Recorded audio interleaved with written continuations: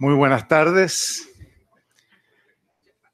En nombre del Centro de Estudios Avanzados y Extensión de la Pontificia Universidad Católica de Valparaíso, me es muy grato darles una bienvenida muy cordial a esta última y extraordinaria conferencia con que vamos a cerrar el ciclo El mundo a 100 años de la Revolución Rusa.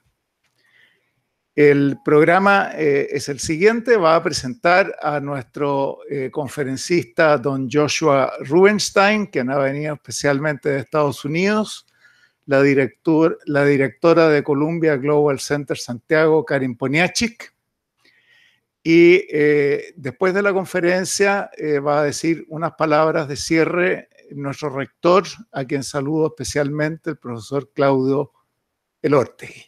De manera que tiene la palabra Karin Poniachik.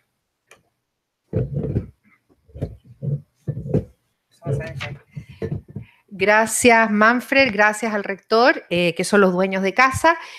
Como decía Manfred, esta es la última de la serie de 8 conferencias que hicimos en conjunto con la Universidad de Columbia, la Universidad Católica de Valparaíso, la Escuela de Asuntos Internacionales de la Universidad de Chile y el Instituto de Historia de la Universidad Católica, representados acá por José Morandé y Patricio Bernedo respectivamente. Han sido realmente 8 extraordinarias conferencias, desde un análisis de lo que fue la Revolución Rusa en el marco de otras revoluciones a cargo del profesor Firmandois, hasta todos los aspectos culturales asociados de una u otra forma a la Revolución Rusa, como Sostakovich y Ana Akhmatova, sobre presentaciones sobre las cuales tuvimos. Y quiero reconocer al general John Griffith, que hace 3 semanas dio una conferencia extraordinaria sobre la contraofensiva soviética en la Segunda Guerra Mundial y el rol de la Armada, ¿cómo se llama? El Ejército Rojo en lo que fue la incursión hacia Europa. Así es que terminamos hoy día con la presentación del libro del profesor Joshua Rubinstein de los últimos días de Stalin. El profesor Rubinstein está vinculado al Davis Center para Estudios de Rusia y Eurasia de la Universidad de Harvard. Fue director regional de Amnistía Internacional Estados Unidos durante 37 años y es autor de diversos libros sobre cultura y políticas soviéticas, así como sobre el Holocausto. El primero de ellos, Disidentes soviéticos, del año 1980, es considerado el más completo recuento histórico y político sobre el movimiento pro derechos humanos en la entonces Unión Soviética. Ha publicado biografías sobre el polémico escritor Ilya Ehrenburg y sobre León Trotsky, y Los últimos días de Stalin es su 10º libro. Ha sido traducido o está siendo traducido al azerí, estonio, griego, hebreo, húngaro, polaco, portugués, ucraniano y esperamos que pronto en español. Acá está la versión paperback que está por salir en Estados Unidos, disponible en Amazon, y quiero además contarles que el miércoles el profesor Rubinstein va a estar en un evento sobre el Holocausto en el Frente Oriental, porque ha escrito bastante sobre eso, que va a ser en el Museo Interactivo Judío. Así es que nuevamente agradecer a Manfred y al rector por la hospitalidad y dejar con ustedes al profesor Joshua. The floor is yours. Va a hablar en inglés, así que para los que necesiten traducción simultánea.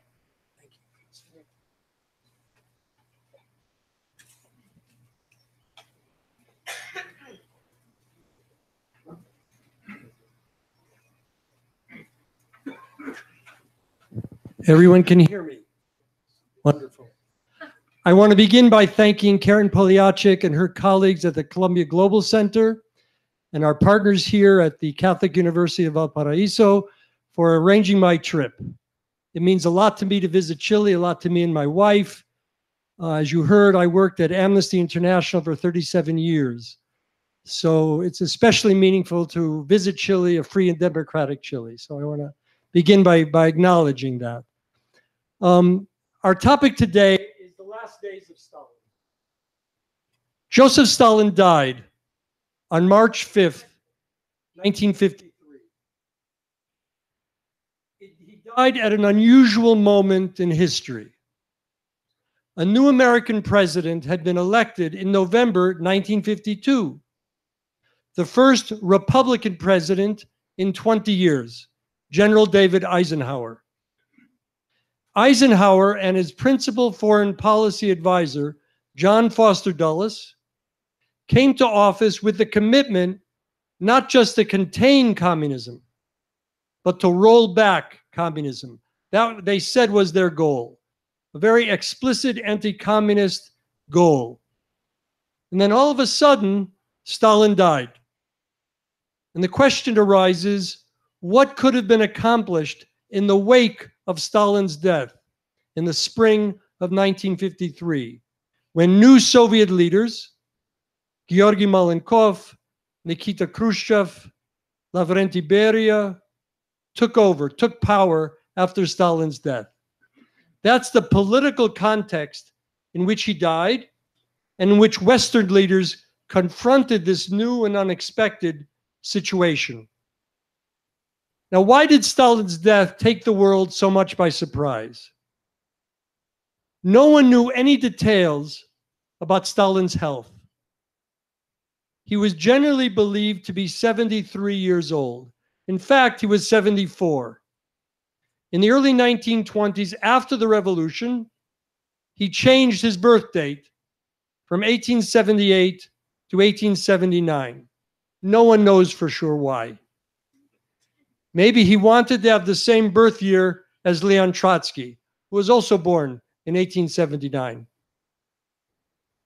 We believe that Stalin had a series of small heart attacks in 1945, 1946, in the wake of World War II, because all the leading figures had faltering health. Roosevelt died of a stroke in April 1945. Churchill had a stroke in June of 1953. It was a very trying experience to be a leader in the war against Hitler. So Stalin had also very high blood pressure, and his doctors had advised him even to consider retirement, which is, of course, an impossible possibility. But he did change some of his work habits. He stopped smoking, and he stopped going to the banya, to the steam bath, which would, of course, increase his blood pressure. Stalin's collapse occurred on the night of February 28th, Saturday, February 28th, into Sunday, March 1st. He had a typical evening on Saturday, February 28th. He had invited Khrushchev, Beria, Malenkov, Bulganin to watch a movie in the Kremlin. Stalin was a very solitary figure, a very lonely man. His wife had committed suicide in 1932. He never remarried. He had no friends. But the members of the Politburo could always be relied upon to spend time with him. He could invite them to a meeting, to watch a movie, to come to dinner, and they could not refuse. So they watched a movie in the Kremlin. There's one famous story of how Stalin liked Westerns, cowboy movies. And one of the Politburo members who knew a little English would stand at the screen and describe what was going on the screen. Look, they're shooting at the Indians. Look, they're falling off their horses. That was their entertainment in the Kremlin.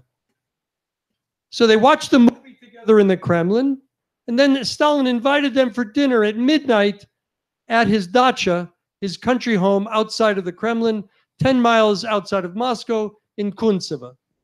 So they had dinner together till 4 or 5 in the morning. This was a typical weekend night for Stalin and his comrades. Thank you. According to Khrushchev's memoirs, Stalin may have had a little too much to drink. He was in a good mood, which made the others feel good. and then they left at, say, 4 or 5 in the morning.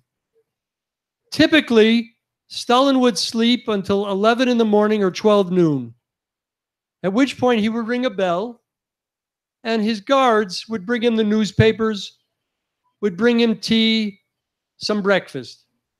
But at 12 noon, nothing happened. No noise, no coughing, no sound of someone walking. The rule at the dacha was that no one could enter Stalin's private quarters without being summoned, without being invited. That was a security measure. So the guards just waited.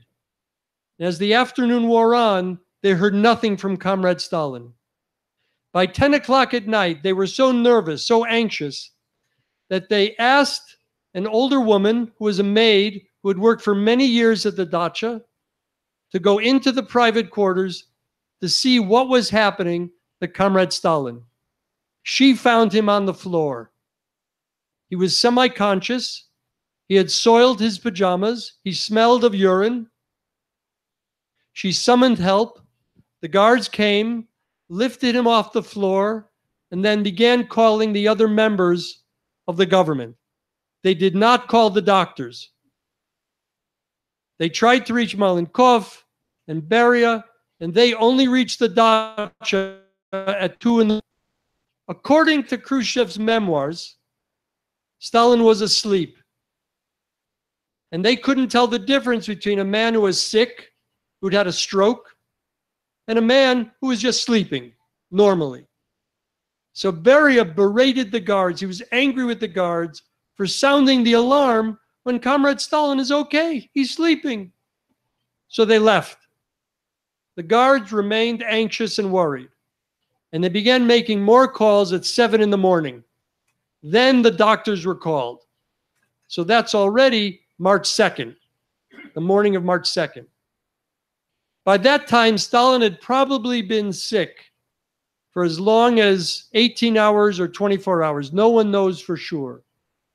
The doctors quickly understood that he had had a stroke, and there was very little they could do. There was very little Western doctors could do.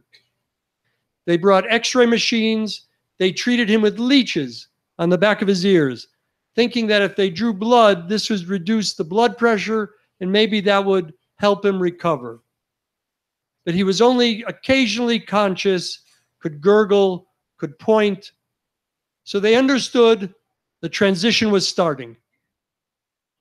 Khrushchev, Beria, Malenkov, Molotov, Kaganovich all came to the dacha, and they supervised the doctors.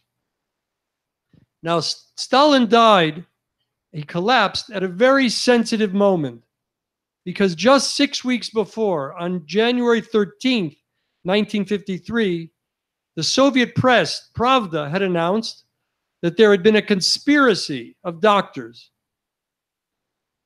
cooperating with Zionists, Western imperialists, to undermine the health and murder Soviet leaders. And now Stalin's collapsed. So the regime had to reassure the population that Stalin's death, Stalin's collapse was natural. There was nothing untoward happening. But none of the doctors summoned to the Kremlin, summoned to the dacha, could be Jewish, in order to show that there was nothing malicious going on, that Stalin simply took sick. They immediately began discussing with each other how to divide government responsibilities: security, the military, foreign affairs, domestic security, divided among themselves. But Khrushchev understood that they couldn't allow Beria to have too much power. And he very quickly began talking to the other leaders how they could marginalize Beria, even arrest Beria. This was an immediate reaction by Khrushchev's part. And Beria was, of course, the leading security figure in the country, a very loathsome figure in history, was arrested on June 26th. So as I like to say, my book is unlike any other book in Soviet history, on Soviet history. It begins with Stalin's death, begins happily with Stalin's death, and it ends happily with Beria's arrest. So I'd like to begin by telling this story with some images. Now we're in 1947. This is Stalin with his principal lieutenants. They like to call themselves his comrades in arms. You see Stalin. This is Beria.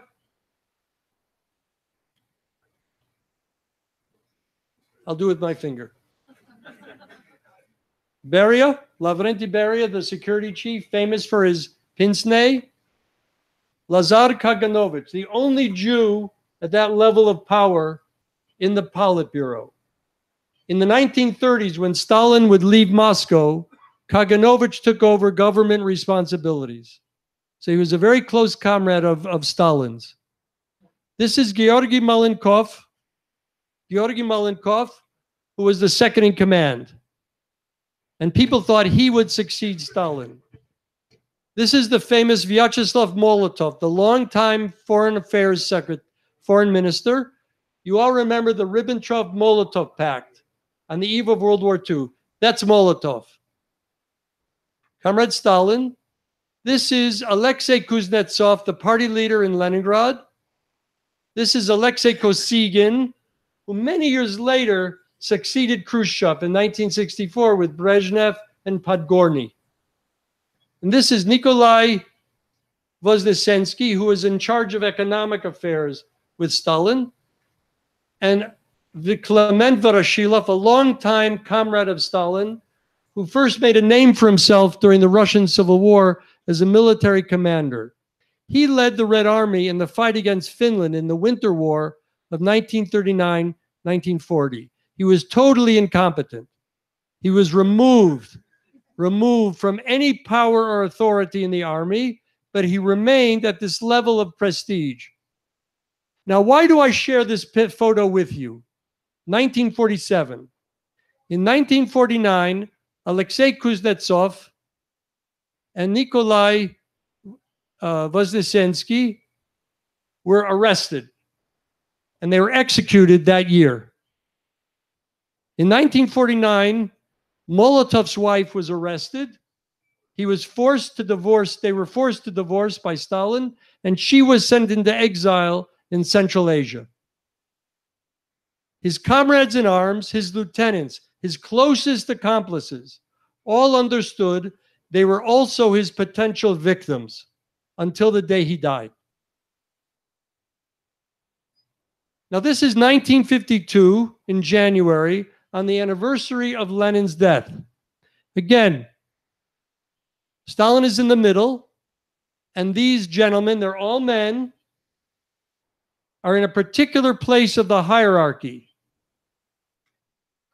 So Molotov is near Stalin, Malenkov, Bulganin, an army leader, Beria is over here.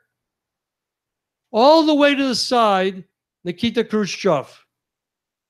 All the way to he's there, he's with everybody else, but he's all the way to the side, a secondary figure in this group. Now, this is the last public appearance of Joseph Stalin. In October 1952, the 19th Party Congress was held in Moscow. According to party regulations, you were supposed to have a party Congress every 3 years. But in this case, they waited 13 years, from 1939 to 1952. During World War II, the beginning of the Cold War, there were no party Congresses. Stalin announced the party Congress that August 1952, and the belief was he was preparing a new purge. He was going to increase the size of the Politburo, rename it the Presidium, and increase it from 9 or 10 members to 25 members. Bring new people on, and then purge the old leadership, like he had carried out the purges of the 1930s. Stalin did not deliver the principal address at the Party Congress.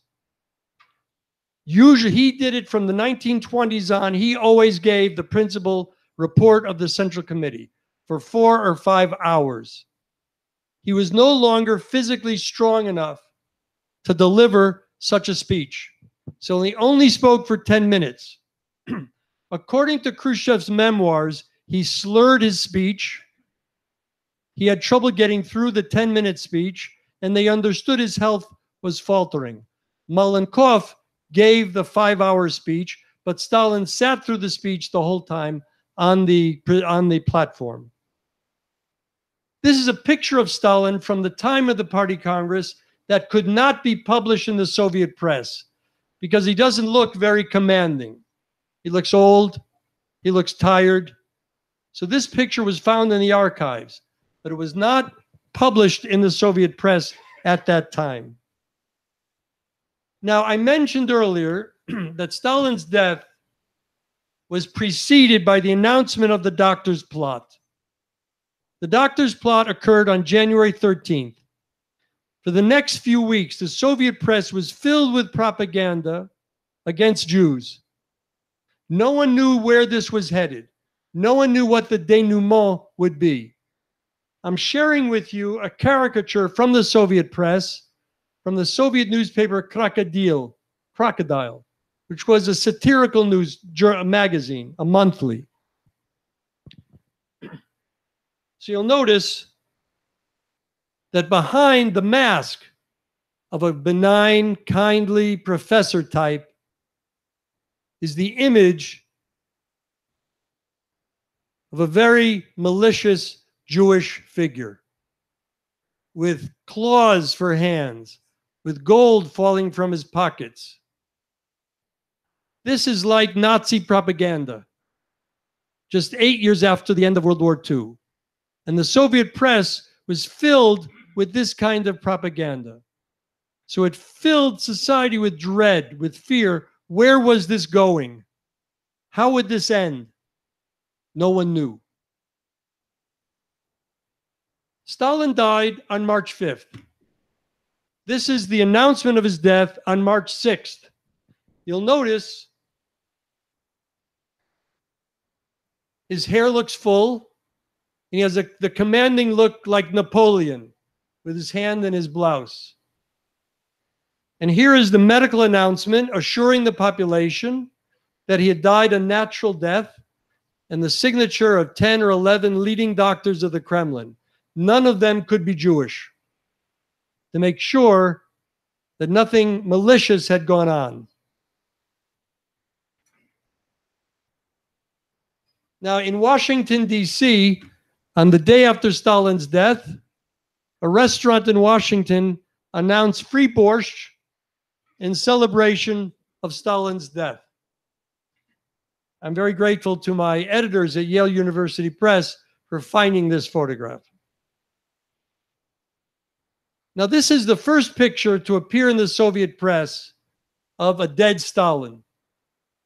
His funeral, he was kept in state in the Hall of Columns in the House of Unions, the most prestigious address outside the Kremlin in the center of Moscow, where Lenin's funeral had been held in January 1924. Now, I want to assure you that Stalin was not the size of King Kong. Stalin's image is enlarged in the framework of the photograph.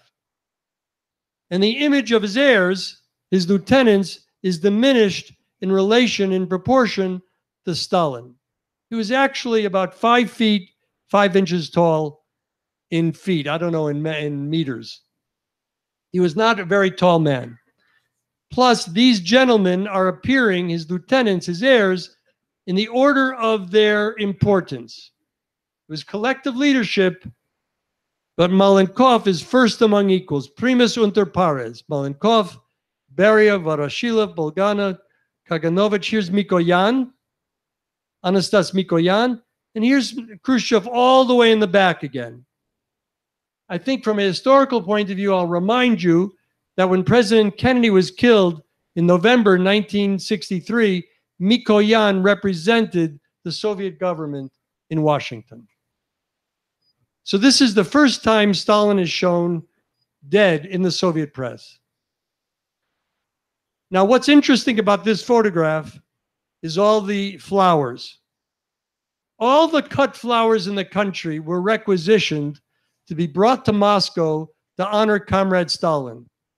in the Hall of Columns and in Red Square, where the funeral was held. Interestingly, at the same night of March 5th, around 9 o'clock, the famous Soviet composer Sergei Prokofiev also died of a stroke. His funeral was held at the House of Composers in central Moscow a day or two later. There were no flowers permitted, because all the flowers were only for Comrade Stalin. Let me also remind you that because Stalin, all the attention was on Stalin's death, the world didn't know that Prokofiev had died. When Kennedy was killed in November 1963, the famous British author Aldous Huxley died also. And there was no reporting on that for several days, because all the attention was on the tragedy in Dallas. This is the photograph in Pravda on March 9th, the day of Stalin's funeral. Again, who is in the center of the image? Stalin. They are all subordinate to Stalin. He still dominates them, even in death. But interestingly, where's Khrushchev? He's moved up the ladder. He's moved up the ladder. So something's going on among these gentlemen. Also, they're eyeing each other, one against the other. They're sizing each other up.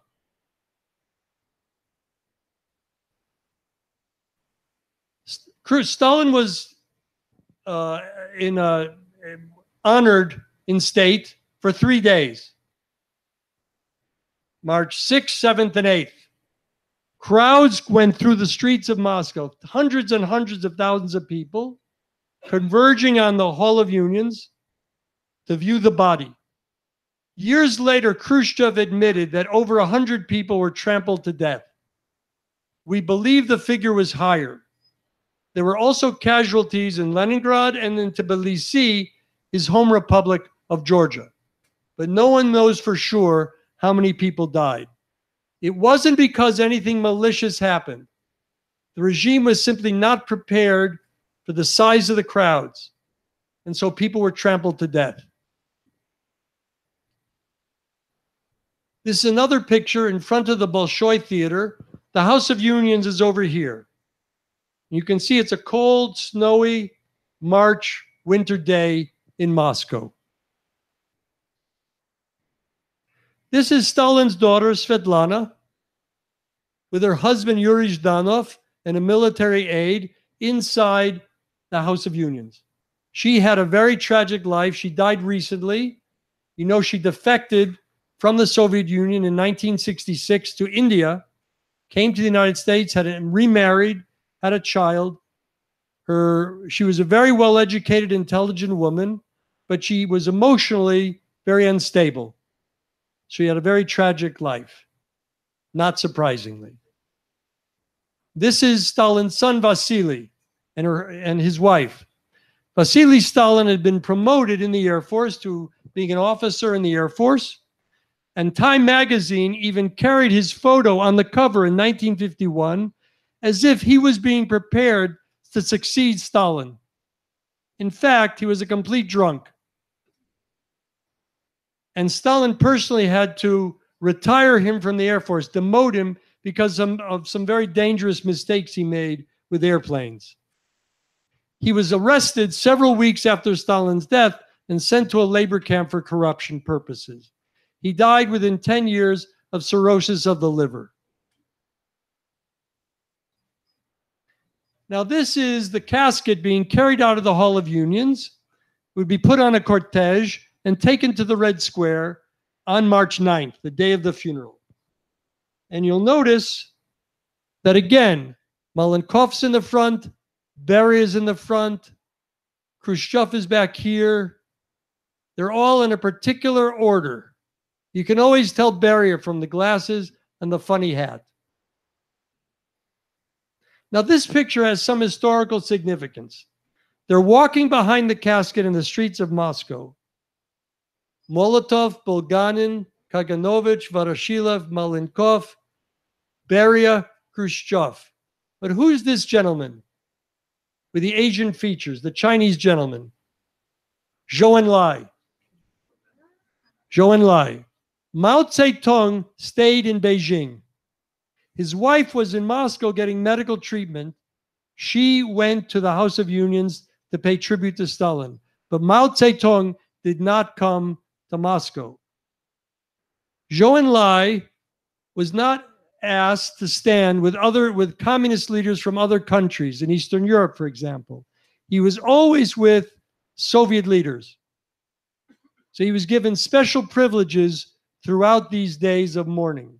The Chinese sent a delegation of 18 people from Beijing to Moscow.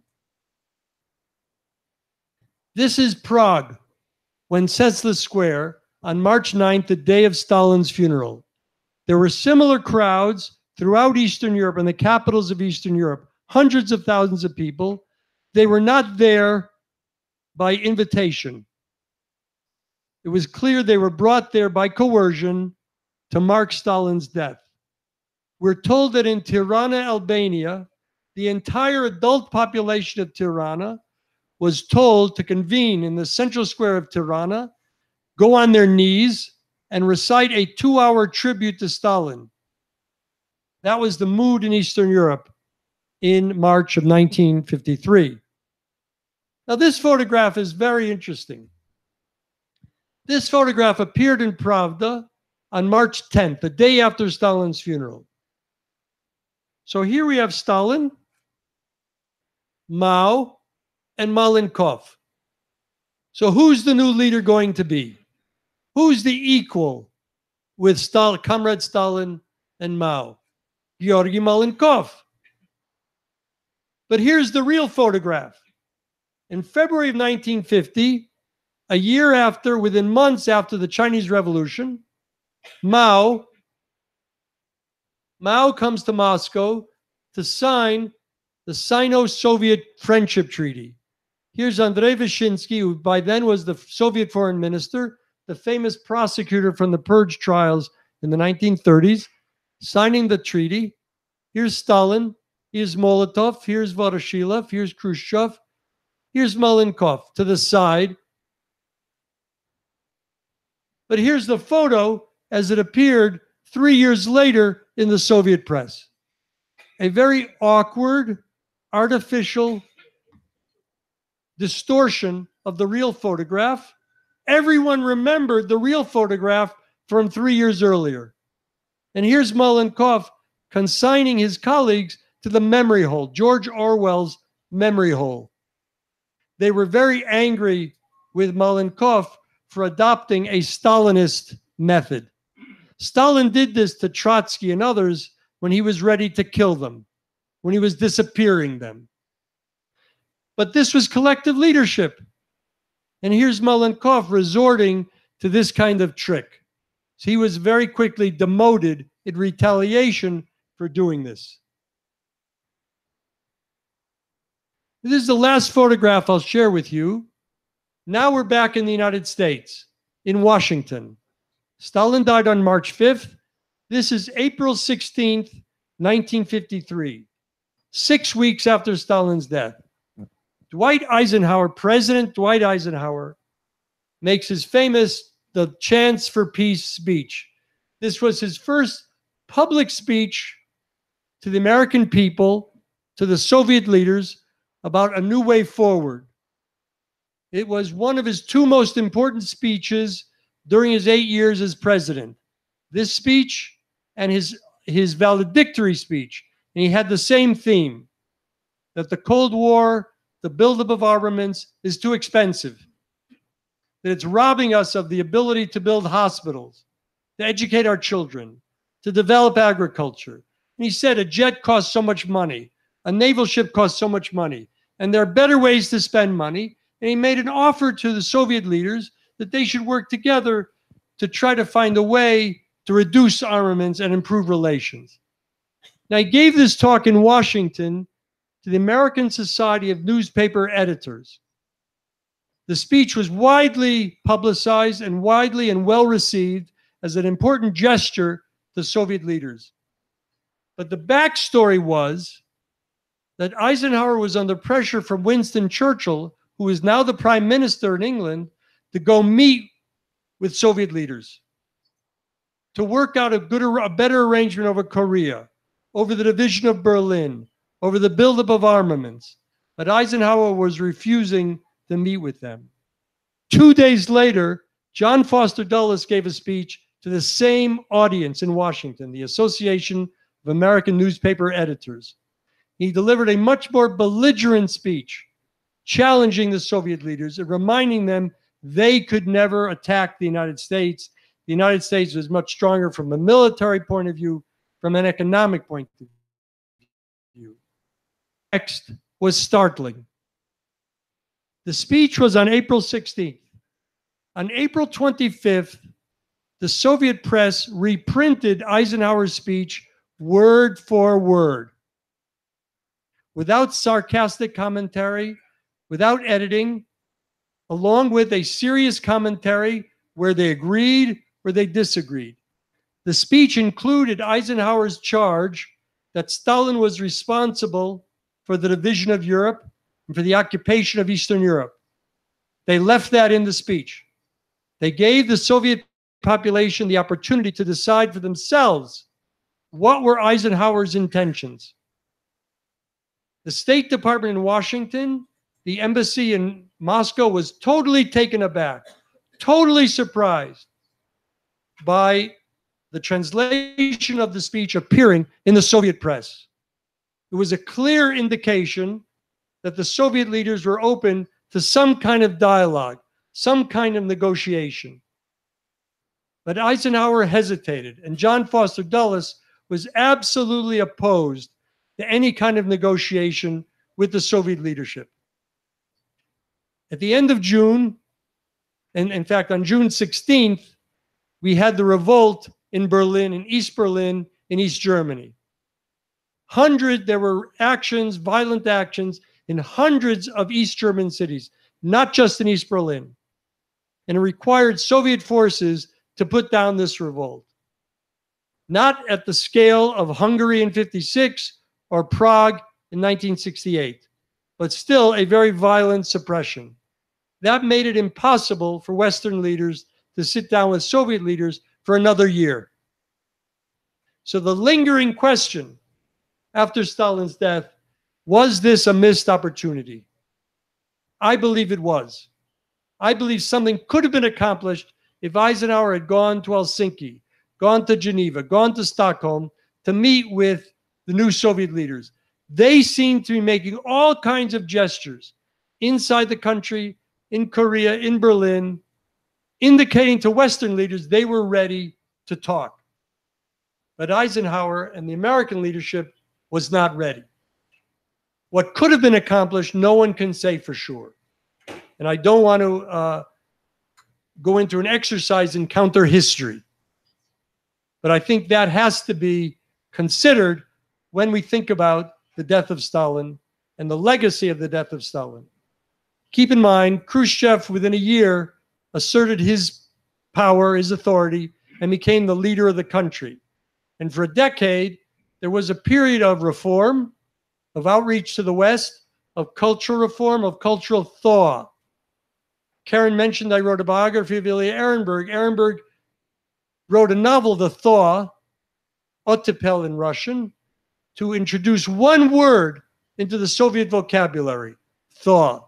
And the regime could not forgive him for doing that because it insinuated that under Stalin, they had lived a very cold, frozen winter, and that the time had come to turn a page.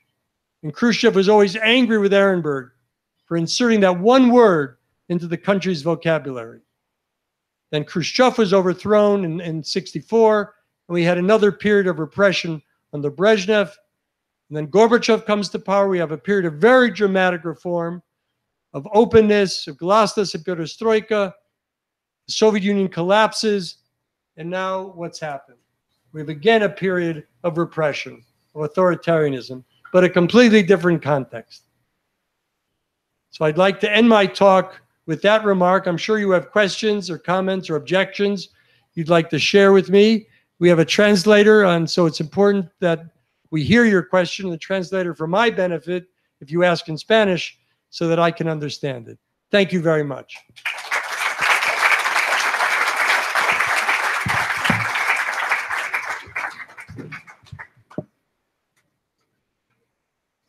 Just raise your hand. Yes, sir. Bueno, le damos las gracias al profesor Joshua Rubinstein por su conferencia y los invitamos a hacerle consultas. Vamos a tener algunos micrófonos. Les recordamos que toda consulta o comentario sobre la conferencia debe hacerse a través del micrófono para que los traductores puedan escuchar y a su vez pueda hacerlo el profesor Rubinstein.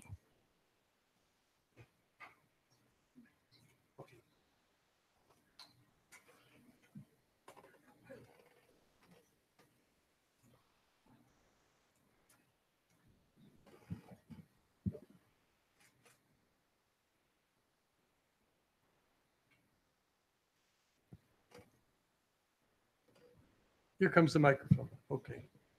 ¿Está lista? Oh, she'll direct it. Buenas tardes. Okay, Muchas gracias, señor Rubinstein, por la exposición. Usted en su exposición mencionó a dos de los hijos de Stalin. Yo quisiera hacerle una pregunta relacionada a su otro hijo, Jacob, que en la batalla de Smolensk fue capturado. Él fue delatado y el gobierno alemán supo de esto. Inmediatamente buscó canjear por un mariscal alemán, Paulus, frente a Stalin. Él, lisa y llanamente, se negó a este intercambio, a este canje. Mi pregunta es la siguiente: ¿hasta dónde llega la responsabilidad de un jefe de Estado para tomar una decisión esencialmente militar versus dónde emerge el sentimiento de padre que debe buscar el rescate de su hijo, en consecuencia su vida? Porque posteriormente Jacob muere en extrañas circunstancias el año 1943. Sin duda, Stalin hace honor a su nombre, porque Stalin significa hombre de acero. Right, very good question. Stalin had a third child, Jacob, from his first wife. He was captured at the front by the Germans, and the Germans understood who they were holding, and apparently they offered a trade. I don't know if it was for General Paulus, who surrendered the German army at Stalingrad. I don't know the sequence, but we do know that Stalin refused the offer. I don't know if Jacob was executed or succumbed, died in the conditions of the camp. I doubt very much that this was in any way public during the war. Maybe the Germans found it useful to publicize it. I doubt very much that the Soviets would have publicized it, because it also reflected the situation of millions of Soviet prisoners of war, whom the regime also betrayed. Because on the Eastern Front, the Soviets refused to sign the Geneva Conventions. So the Germans didn't abide by the conventions, and the Soviets did not abide by the conventions. The Americans and the British signed the Geneva Conventions. So American and British prisoners of war were handled more or less properly. And German prisoners of war, or many of them were taken to Canada and North America, to the United States, where they survived the war.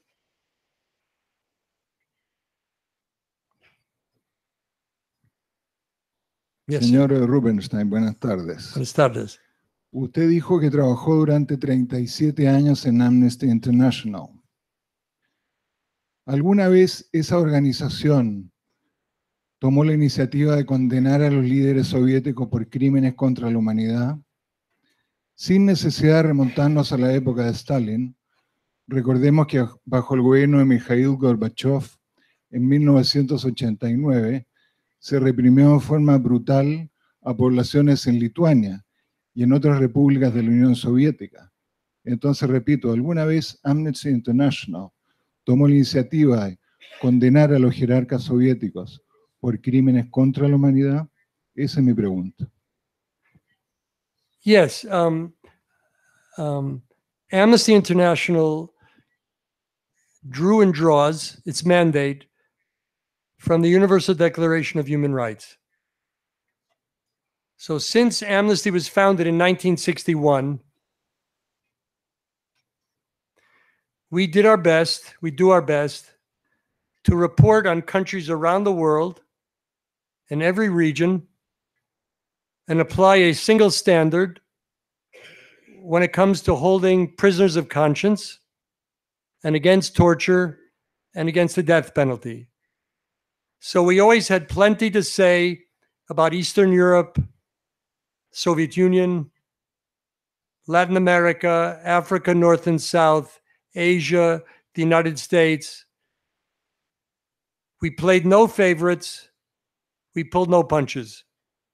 And as you know, here in Chile, we did what we could to document torture and desaparecidos. And we did the same when it comes to the Soviet Union in the post-Stalin period. Amnesty could not, we made a principled decision not to deal with abuses before our establishment, 1961. We start with 1961. So we were aware of labor camps under Khrushchev, not the same scale as Stalin at all. And of course, we documented the work of the dissident movement, the political trials under Brezhnev, the death of political prisoners under Gorbachev, and the attack in Tbilisi, the violent attack in Tbilisi, Georgia, and in Vilnius, Lithuania, under Gorbachev. Thank you for the question.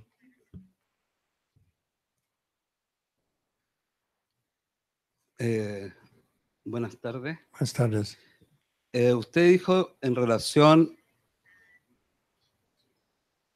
a una vez ocurrida la muerte de Stalin, se posibilitó la posibilidad de una apertura política en la Unión Soviética. Similar incluso a lo que podría haber sido el proceso que después llevó adelante Gorbachev. Efectivamente se pudo haber producido y que atentó en contra de esta posibilidad en términos reales. Well, in my book, I do try to explore what the Soviet leaders were suggesting through their reforms. There were significant domestic reforms. Stalin died on March 5th. By the end of March, they released over 1 million prisoners from the Gulag. They relaxed tensions in Berlin. They told the Chinese and the North Koreans that they were ready for an armistice negotiations. So there was their initiative to end the fighting in Korea, which led to the armistice in July. All of these were gestures to the Soviet population and to the West and to Eisenhower. So I believe that the US administration failed to match these gestures from our side.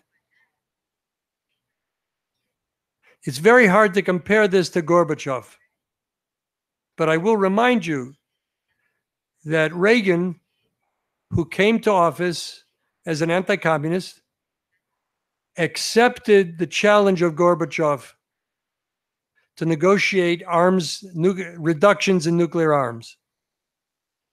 And several advisors around Reagan believed that Gorbachev was trying to fool the West, that the reforms were meant to draw the wool over our eyes. Reagan was right, because he met Gorbachev halfway. And so that opportunity was not missed.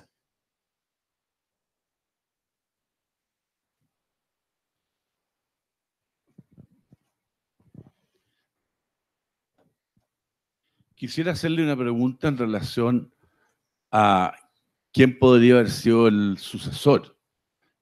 Stalin estaba preparando, como usted muy bien recalcó, un cambio en la cúpula del partido, iba a aumentar de 9 a 25, y hay un nombre que se ha mencionado que es el de Mikhail Suslov. ¿Cuál es su opinión respecto de que él podría haber sucedido a Stalin como número 1? Well, I like your question. Unfortunately, no one knows the answer. There was a substantial fear among the leadership, the Presidium members, that Molotov and Mikoyan and even Beria were going to be targeted, maybe others. And so Stalin was promoting younger people and expanding the newly named Presidium to prepare the ground for a purge. Which younger leader like Suslov, who became a famous ideologue under Brezhnev, if he would have been considered? No, I've never heard that, but who knows? I think the important thing is, because of this fear of a purge, there was a rumor that Beria poisoned Stalin. Beria hinted to Molotov in May that he had saved them all. But there's no evidence to suggest that Stalin died, that Stalin was killed. Let me remind you, the American ambassador that spring reported that at least some of the doctors who treated a sick Stalin were allowed to travel. The doctors would have understood if something more was involved than a stroke, but they were allowed to travel. There's a place, Manfred. Muchas gracias, profesor, por esta conferencia tan interesante. En realidad, un cierre magnífico de este ciclo. Yo quisiera que usted nos hiciera algún comentario sobre stalinismo. ¿Hasta dónde el stalinismo es una construcción de teóricos del totalitarismo o de sovietólogos? ¿Hasta dónde el propio Stalin puede haber visto el stalinismo como una doctrina, y hasta dónde sus escritos se le pueden atribuir autoría propia, y en qué medida puede haber sido ayudado por otros en una tarea tan grande que se hubiera agregado a sus responsabilidades a la cabeza del partido y del Estado? Generations of scholars and students of history are trying to sort out the answer to your question. It was widely believed that Lenin and Trotsky had one thing in mind, but that Stalin took the revolution in a more extreme direction. So Lenin and Trotsky should not be held responsible for what Stalin accomplished. But I think that's unfair. It was Lenin and Trotsky who disavowed democratic values. It was Lenin and Trotsky who disbanded the Constituent Assembly in January 1918, that everyone had agreed, all the revolutionary parties had agreed, would design a new democratic system, a post-Tsarist system, to succeed Tsarism. The Bolsheviks did not overthrow the Tsar in February 1917. The Tsar collapsed under popular pressure. The Bolsheviks took power from the provisional government, which had been committed to democratic values. but they were not prepared to deal with Russia's problems, either the war, World War I, or the social collapse in the country that followed the Tsar's collapse, the Tsar's abdication. So that was the key decision, to disavow democratic values. In 1939, George Orwell wrote about Trotsky, who was in exile nearby in Mexico. He said about Trotsky, yes, Trotsky is as responsible as anyone living for the Russian Revolution. And compared to Stalin, he does have a more interesting mind. But the key decision is respect for democratic values. Once you renounce democratic values, Stalin, or someone like Stalin, is inevitable. So that's the key decision. Lenin and Trotsky were the key deciders in 1917, 1918, to renounce democratic values. Stalin inherited a system that they created. Censorship, the secret police, terror, that was all Lenin and Trotsky.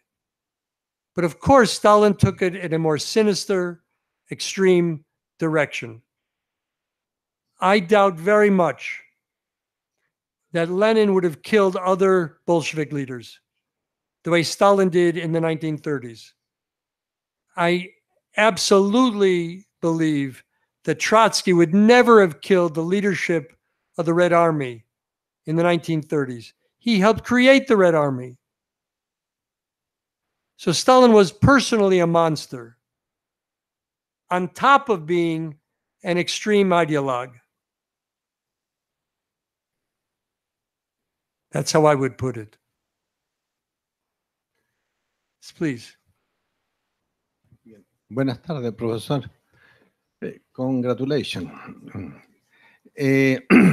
Hace muchos años, cuando era un chaval, yo leí el libro en una vieja edición de León Trotsky, en que dice Los crímenes de Stalin. Ese es el título del libro. Aún recuerdo la tapa roja con negro.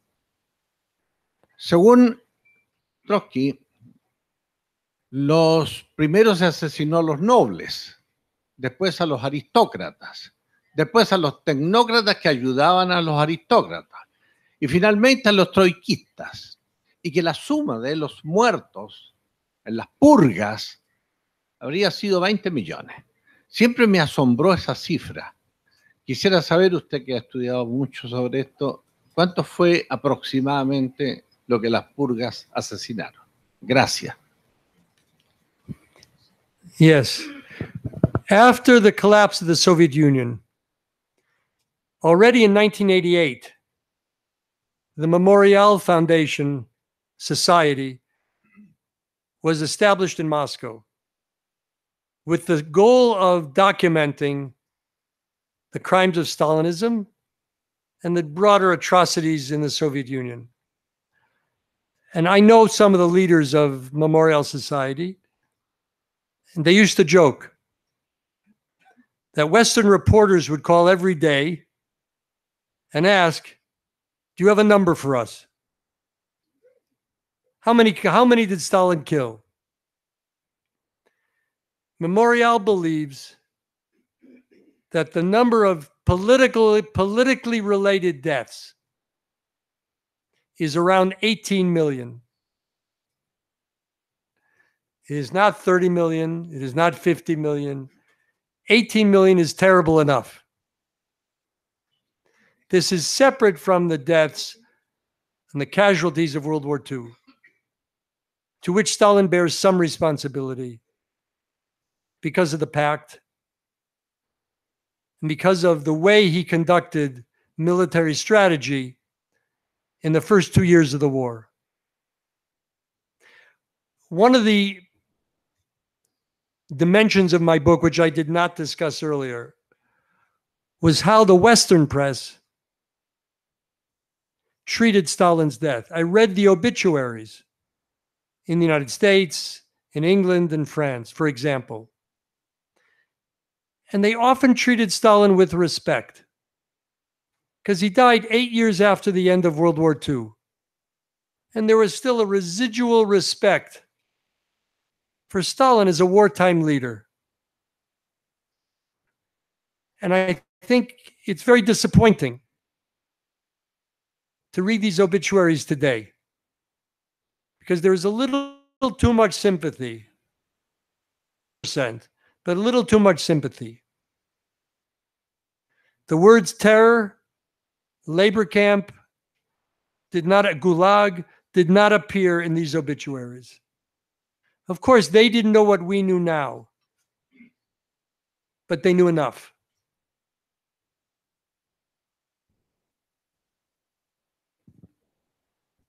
Buenas tardes, profesor.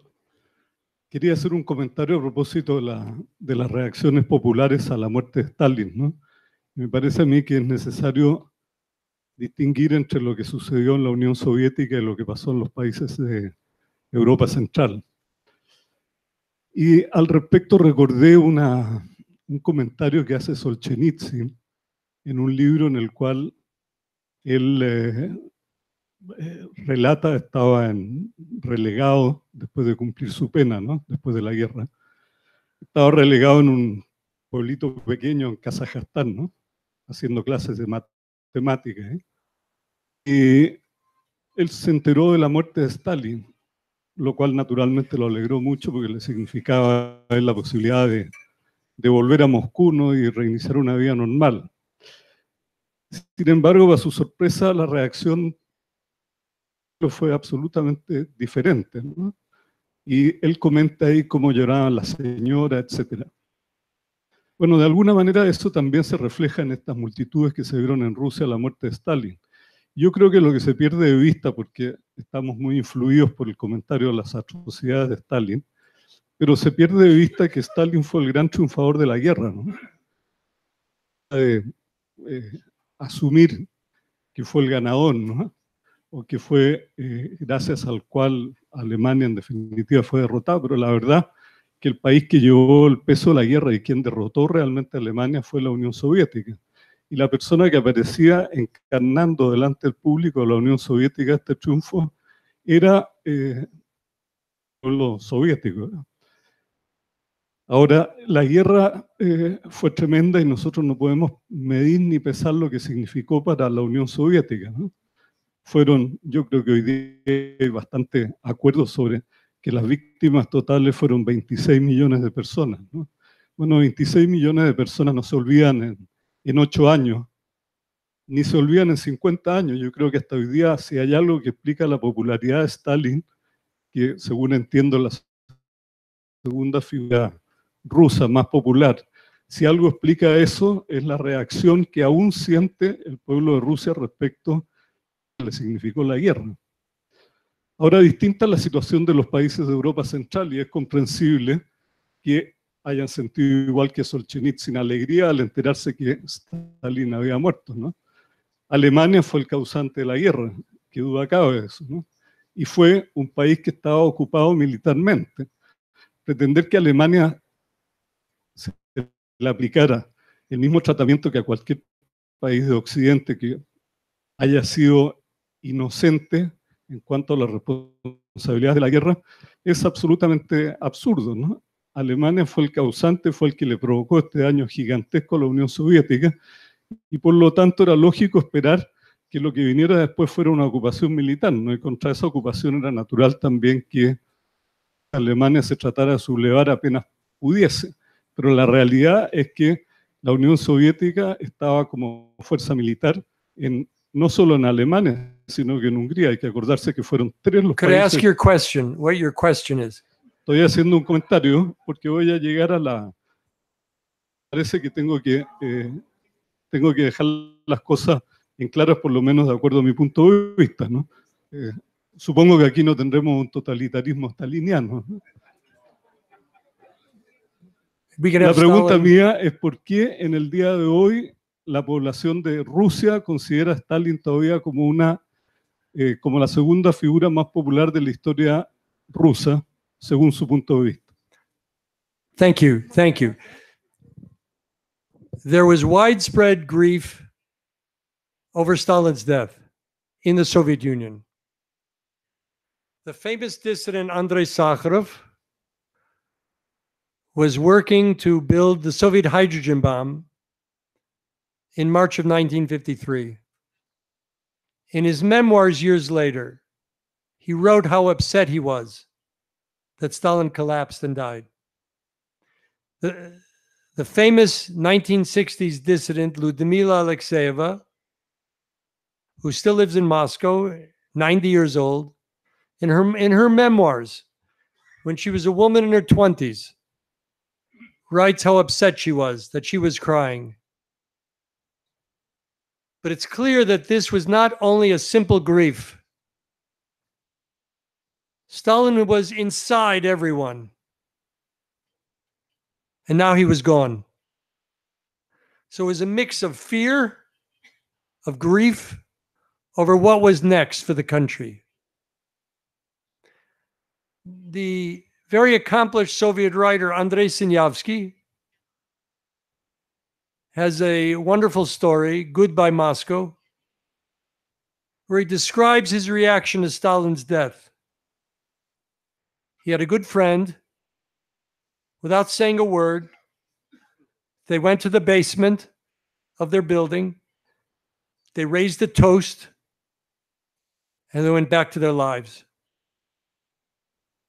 You couldn't express happiness over Stalin's death.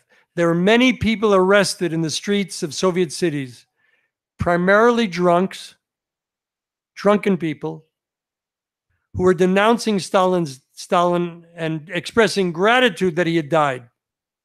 Even some children in high school. And they were arrested and given 10 years in jail. Within 2 years, they were all released. When they were brought to trial, the indictment said they had made fun of a Soviet leader, but they couldn't use the name Stalin in the indictment because that would indicate that maybe the population wasn't so unanimous in grieving his death. It is a tragedy today that Stalin is remembered in a positive way in Russia. Because to have any sympathy for Stalin is a contradiction of democratic values. And you can't have both. You can't have both. Profesor, nos quedan las dos últimas preguntas. You're in charge. Thank you, professor. No, gracias, profesor. Quería preguntarle si usted sabe cómo Khrushchev terminó a cargo. ¿Cómo fue el manejo maquiavélico que hizo este hombre para terminar con el poder? Yes. Let me just say that the question was, how did Khrushchev manage to take power? In his memoirs, Khrushchev describes in great detail, step by step, which I could only deal summarily. As soon as Stalin collapsed, and the heirs, Khrushchev, Beria, Kaganovich, Bulganin, Molotov, when they would meet at the dacha, looking at a dying Stalin, they were already dividing power. And Khrushchev in his memoirs said, one by one, I took them aside and I said, we have to deal with Beria. From March until June, a step-by-step process, getting the agreement of the army, who could smuggle arms into the Kremlin. The Kremlin was guarded by Beria's men. He was in charge of Kremlin security and of all the communications among the leadership. So Khrushchev had to proceed very discreetly, very quietly, because if Beria learned what they were doing, he would have turned on them. So Beria was taken into custody by army generals. And then Khrushchev asserted his authority step by step. It was still collective leadership, and took another year before he could marginalize Malenkov and the others. The West did not understand this process. In his memoirs, Eisenhower dismisses Khrushchev as the little-known Khrushchev. In 52-53, they had no idea who Nikita Sergeyevich Khrushchev was. There were limits to American and Western intelligence, as you would expect. Sí. Profesor, Yes, please. yo quería, en parte estoy de acuerdo con lo que expresó hace poco uno de los asistentes respecto a la participación, a la importancia de la lucha del pueblo soviético contra Hitler. Lamento no haber asistido a las anteriores sesiones de este ciclo, pero ya que usted lo cierra, yo quisiera preguntarle si no le parece a usted que existe actualmente una verdadera, yo lo advierto, he vivido bastante como para advertirlo, una verdadera Stalinfobia, como existe también una Putinfobia hoy día, ¿no? Pero... What was the word? ¿Cómo? Putinfobia. Putinfobia. A Putinfobia, Perdón, yes. lo digo en italiano, scusi. Perdón. Tengo aquí conmigo un libro en que está el obituario también de Stalin.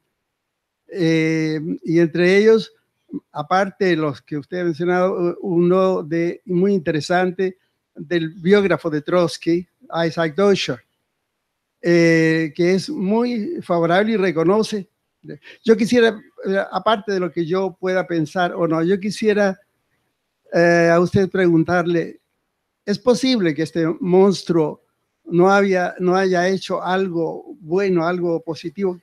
En otras palabras, en el balance final, ¿qué méritos le reconoce usted a un hombre que salvó quizás, que mató a 18 millones de personas?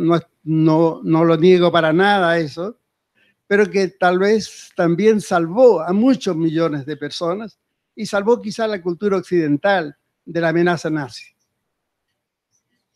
¿Qué opinión tiene usted? ¿Le reconoce algún mérito? Eso es todo. That's a fair enough question. That's a fair enough question. The Red Army absolutely carried out the most decisive battles against the Wehrmacht, the German army. The great majority of casualties inflicted on the German army were inflicted by the Red Army. If you want to give Stalin personal credit for that, go ahead. But I do not confuse Stalin with the Soviet people.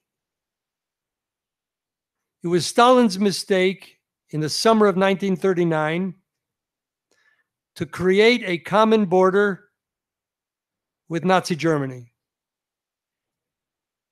Before that, Poland was a natural buffer state in between Germany and Soviet territory. And between 1939 and 1941, the Soviet Union was a loyal and consistent and generous ally of Nazi Germany. I found a poster,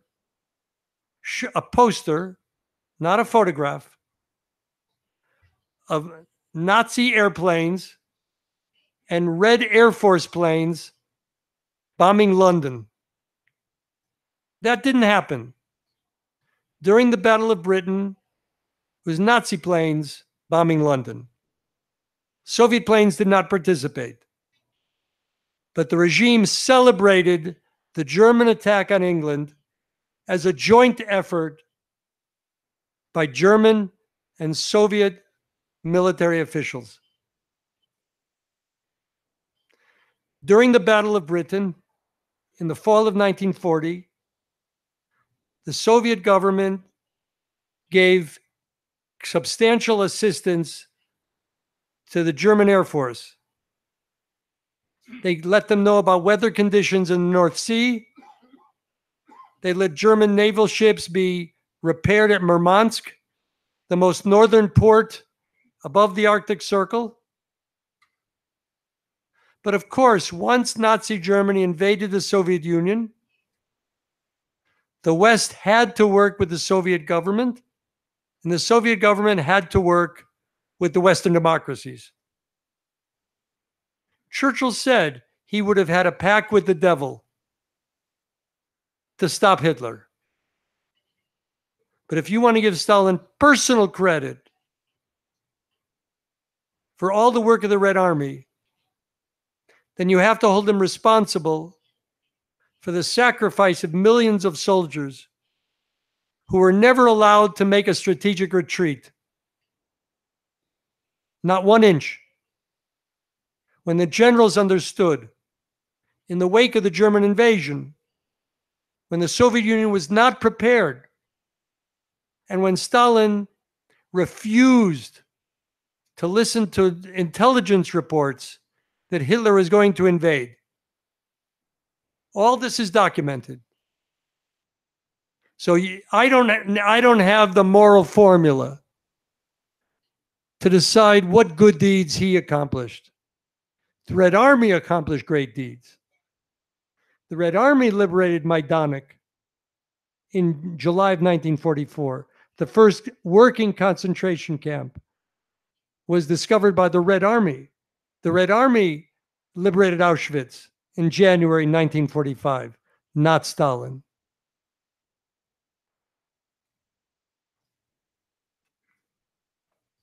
I'm not in charge.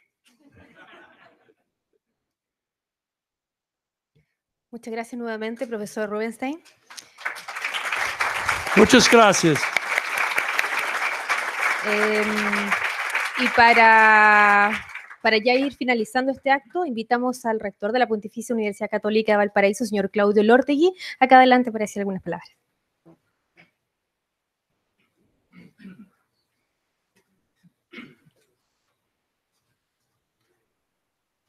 Buenas tardes. Yo no tuve la suerte de concurrir y escuchar las anteriores conferencias y exposiciones de este ciclo. Lo lamento muchísimo, pues no me fue posible.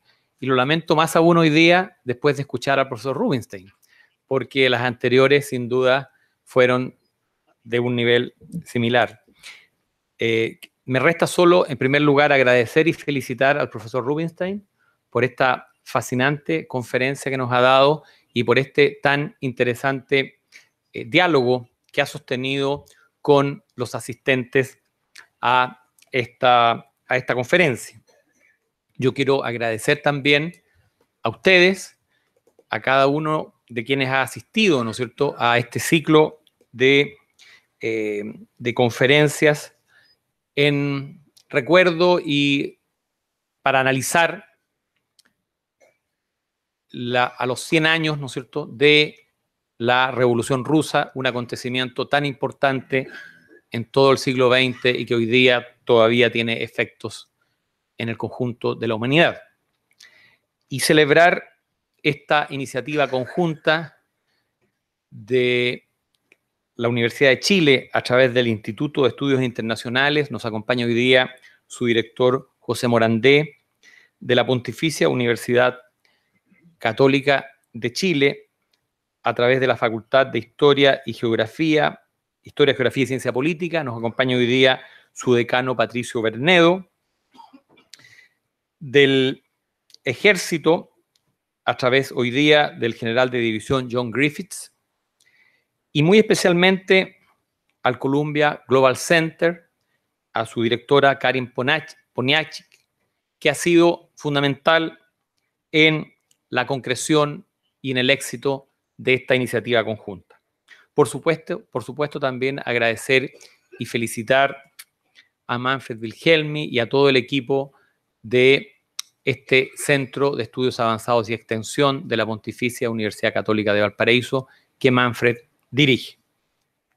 Así que muchas gracias a todos y celebrar este trabajo conjunto que esperamos que se pueda seguir repitiendo y convocando a audiencias tan distinguidas, tan preparadas como se pudo visualizar en las preguntas realizadas. Muchas gracias.